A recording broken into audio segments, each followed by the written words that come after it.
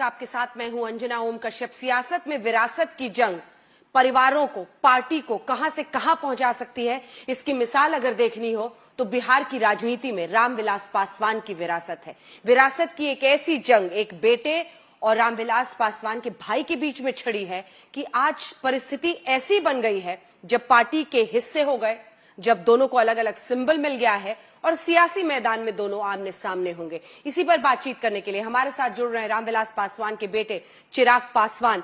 इनकी पार्टी को रामविलास नाम मिला है, लोक जनशक्ति पार्टी रामविलास, और इसी के साथ हेलीकॉप्टर का चुनाव चिन्ह। लेकिन आज खास मेहमान हमारे साथ रीना पासवान जुड़ रही हैं, रामविलास पासवान की वो पत्नी जिनका चेहरा आपने हमेशा उनके साथ देखा होगा, लेकिन शायद उनकी आवाज कभी नहीं सुनी होगी, क्योंकि वो राजनीति से अपने आप को दूर रखती थी, मीडिया में आकर बातचीत करने से वो परहेज करती थी। लेकिन आज पारिवारिक लड़ाई और जंग ने ऐसे मकाम पर पहुंचा दिया है कि आज वो हमारे साथ जुड़ रही हैं। चिराग पासवान, बहुत स्वागत आपका, और खास तौर पर आपका रीना जी हमारे साथ जुड़ने के लिए। और इसी के साथ चिराग, मेरा पहला सवाल आप ही से, क्योंकि इलेक्शन कमीशन की तरफ से क्या कहें, विरासत को दो हिस्से में, पशुपतिनाथ पारस को लोक जनशक्ति, राष्ट्रीय लोक जनशक्ति पार्टी रामविलास। मेरे लिए मुझे लगता है यही एक बहुत बड़ी जीत है। पापा का आशीर्वाद मेरे साथ है, मेरे लिए इससे बड़ा और कुछ नहीं हो सकता। और आज उनकी पार्टी, बल्कि मैं ईमानदारी से बोलूंगा अंजना जी, अगर आप मेरी पार्टी के कार्यकर्ताओं से आप आज पूछें तो मुझे लगता है कि वो पिछले नाम से ज्यादा उत्साहित इस नए नाम के साथ हैं, क्योंकि पापा का नाम जिस तरीके से लोक जनशक्ति पार्टी रामविलास हम लोगों को मिल गया। देखिए, मेरे लिए कभी उत्तराधिकारी बनने की या कोई हक जताने की वो लड़ाई थी ही नहीं। पापा ने हमेशा विचारधारा की लड़ाई लड़ी, मैं भी उन्हीं के नक्शे कदमों पे चल के से विचारधारा की लड़ाई ही लड़ना चाहता था। मुझे नहीं पता चला कि ये कब विरासत की लड़ाई बन गई या ये कब पार्टी को अपने नाम पर लेने की। मैंने बार बार इस बात को कहा कि अगर मेरे चाचा जी चाहते, मैं खुद खुशी खुशी मैं उनको नॉमिनेट करता कि भाई आप अध्यक्ष बनिए। पिता के, मेरे पापा के जाने के बाद वही मेरे पिता थे ना, तो मैं करता, पर उन्होंने इसको विरासत की लड़ाई। आज इस बात का दुख होता है अंजना जी मुझे, पापा ने 21 साल जिस पार्टी को खून पसीने से सींचा, मेहनत से पार्टी को यहां तक लेकर आए, इतने सांसद, इतने विधायक इस पार्टी ने बनाकर दिए, ना सिर्फ बिहार में बल्कि उत्तर प्रदेश में, मणिपुर जैसे प्रदेश में हम लोग की पार्टी के सांसद विधायक बंगला लोक जनशक्ति पार्टी से जीत कर आए। और आज उस पार्टी को आपने खंडित कर दिया। क्यों? सिर्फ मंत्री बनने के लिए। रातों रात जाकर आपने पार्टी को दो हिस्सों में बांट दिया। क्यों? मंत्री बनने के लिए। आप आते, बात करते, बैठते, पार्टी के भीतर आराम से इन सब चीजों को सुलझाया जा सकता था। पर दुख इसी बात का कि पापा की बनाई हुई पार्टी को इस तरीके से खंडित व्यक्तिगत महत्वाकांक्षाओं के लिए किया, ये ठीक नहीं था। रीना जी, पशुपति कुमार पारस, सबसे पहले तो जाहिर तौर पर आपके लिए बहुत बड़ा नुकसान हुआ है। देश में एक नेता के तौर पर उनकी अपनी जगह थी, लेकिन आपके लिए बड़ा लॉस होगा। पशुपति कुमार पारस के अंदर इतनी महत्वाकांक्षाएं हैं, जिस तरह से चिराग इसे देख रहे हैं, क्यों ऐसा हुआ? ऐसी नौबत क्यों आई? मुझे भी समझ नहीं आती कि ऐसी नौबत क्यों आई। पहले ऐसा नहीं थे।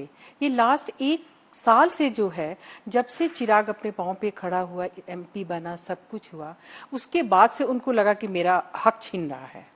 उसके बाद उन्होंने जो है ये हर समय पार्टी के खिलाफ बोलना, चिराग के खिलाफ बोलना, एक साल तक वो ऐसे करते थे। हर 15 दिन में, एक महीने में वो इस तरह करते थे। बल्कि इंक्लूडिंग पापा जब हॉस्पिटल में भी थे, हाँ, उस वक्त भी, उस समय भी मैं एक दिन वीडियो कॉल पे बात कर रही थी, तो उसी समय साहब ने पारस जी को लगवाया हुआ था फोन, बात हुई, तो वो ऑक्सीजन अपना हटा करके उनसे बात कर रहे थे कि पारस क्यों हर टाइम ये पार्टी के खिलाफ बोलते रहते हो, चिराग के खिलाफ बोलते रहते हो, है ना, मत बोलो, मत करो।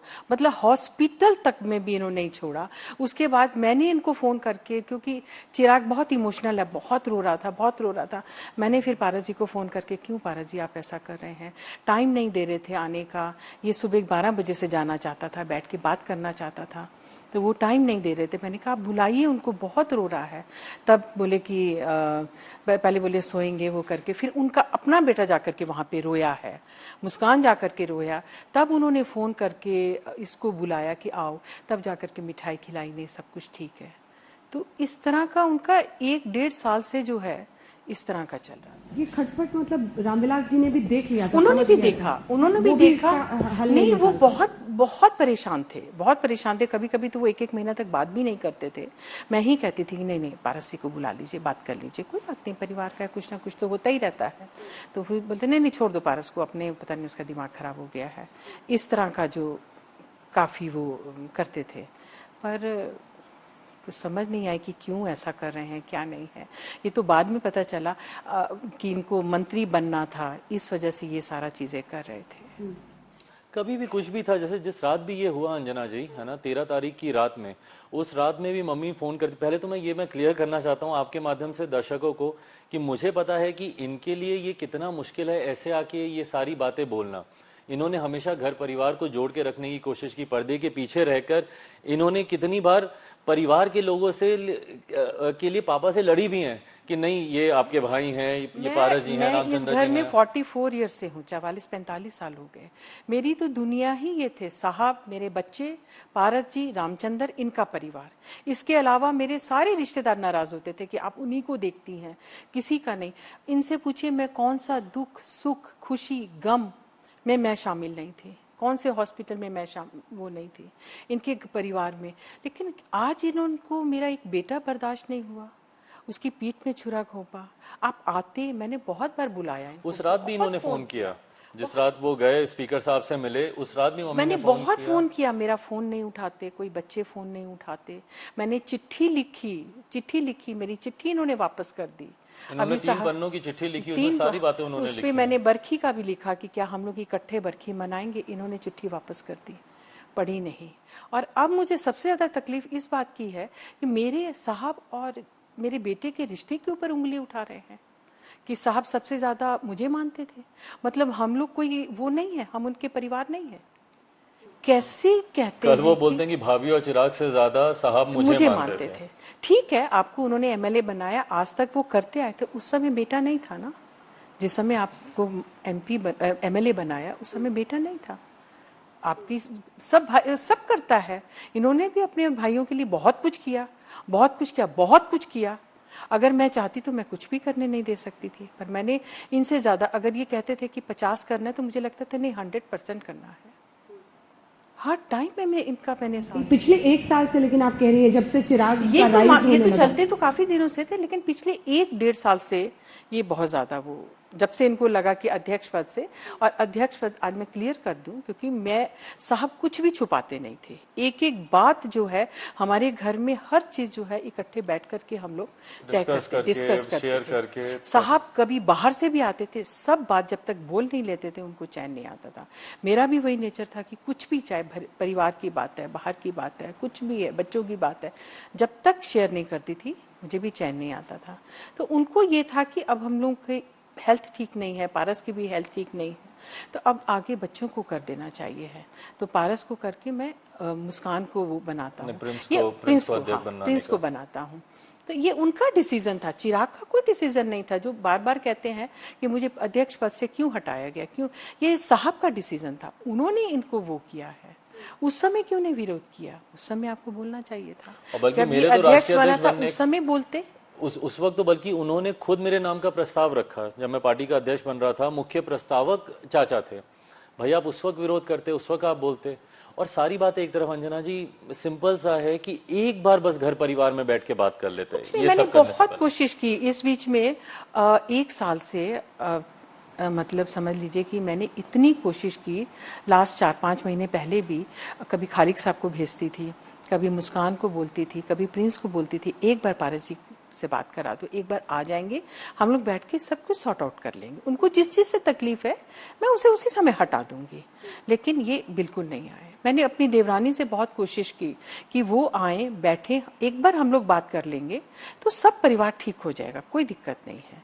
और अगर आप ये जो रात के समय चोरों की तरह से आपने जो पार्टी को तोड़ा है, आप एक बार आते, हमें धमकी दे के जाते, बोल के जाते, मीडिया में बोलते हम लोगों को कि मुझे ये बनाओ नहीं तो मैं पार्टी तोड़ दूंगा। हम जाते, हम सब कुछ करते उनके लिए, एक बार बोलते तो सही आके। इस तरह तोड़ना ये कोई सही बात नहीं। लेकिन पिता को खोने के साथ ये पूरा एक साथ टूट पड़ा, एक साथ, मतलब हम लोग तो उनका अभी तक शोक भी नहीं ढंग से मना पाते हैं। हम लोग बात भी नहीं कर, इतना स्ट्रेस है हम लोग के ऊपर, इतना स्ट्रेस है। हर दूसरे तीसरे दिन कुछ बोल जाते हैं, हर दूसरे तीसरे दिन कुछ बोल जाते हैं। और ऐसी बातें अंजना जी वो दुखी जो बर्दाश्त मतलब नहीं होती। यहाँ तक भी कि हॉस्पिटल में बताइए कि क्यों उनका बुलेटिन नहीं, एक बार ये नहीं गए हॉस्पिटल पापा को देखना, एक बार भी नहीं गए। फोन से मुझसे पूछते थे मैं खुद कोरोना में थी, मैं खुद मतलब मैं इतना होती हूँ कि मैं सारी जिंदगी साहब के साथ में रही। मैं कभी भी एक रात साहब के बिना मैं कभी अपने मायके में नहीं रही, जबकि उन्होंने अपनी किताब में भी लिखा है। कभी नहीं, बाहर भी हम गए, इलाज के लिए भी गए, साहब को ये भी नहीं पता होता था कि किस चीज का मेरा इलाज हो रहा है, क्या मैं दवाई खा रहा हूँ, कौन सी। वो हमेशा कहते बीके को पता है सब कुछ, बीके को पता है सब इनके कुछ। घर का नाम बीके, आपको बीके मुझे बीके साहब बोलते थे, है ना? सब कुछ इसको पता, उनको कुछ पता नहीं था। और आज ये मेरे ऊपर उंगली उठा रहे हैं कि इनका रिश्ता, मेरे रिश्ते के ऊपर उंगली उठा रहे हैं। मैं बहुत और मैं जानती हूँ कि इस बीच में ये क्या करते थे, आते थे, साहब को कितना स्ट्रेस देते थे, करते थे। और मतलब 13वीं के बाद नाम से को लेकर कि वो मेरे भगवान है, भगवान है। मैंने देखा है, इन्होंने देखा है कि पापा को उन्होंने कितना दुखी किया, कितना स्ट्रेस देके रखते थे वो, स्ट्रेस, पार्टी को लेकर, कोई काम को लेकर, मंत्रालय में काम को लेकर। मतलब आई डोंट नो ब्लैकमेल बोलना सही शब्द है कि नहीं, पर उस लेवल तक का पापा को स्ट्रेस देके और रखते आज थे। कहते हैं मेरे भगवान है। मतलब हम लोग की तो कुछ है ही नहीं, हमने तो 45 साल जिंदगी वैसे ही बिताई है क्या? मेरा बेटे के साथ उनका कोई संबंध नहीं था क्या?